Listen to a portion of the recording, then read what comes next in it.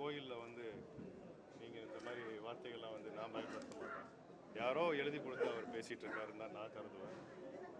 இந்த இயக்கம் 50 ஆண்டு காலமாக பாடுபட்ட வளர்த்த புரட்சித் தலைவரும் புரட்சித் தலைவர் அம்மா அவர்களும் எந்த பிரதிபலனும் எதிர்பார்க்காமல் அம்மா நினச்சிருந்தா எப்படினாலும் வாழ்ந்திருக்கலாம்.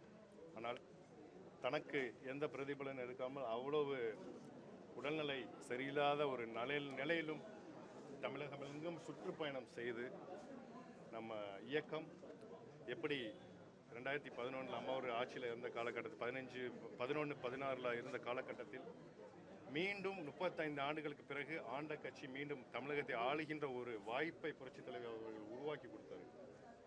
அந்த அம்மா அவர்களுடைய அந்த உழைப்பு, அம்மா அவர்கள் சிந்திய அந்த ரத்தம் வீண் போகக்கூடாது என்பதற்காக தான் ஐயா ஓபிஎஸ் அவர்கள் அந்த 5 ஆண்டு காலமாக பல்வேறு இன்னல்களை சந்தித்து ஆட்சியை நிறைவு செய்தார்.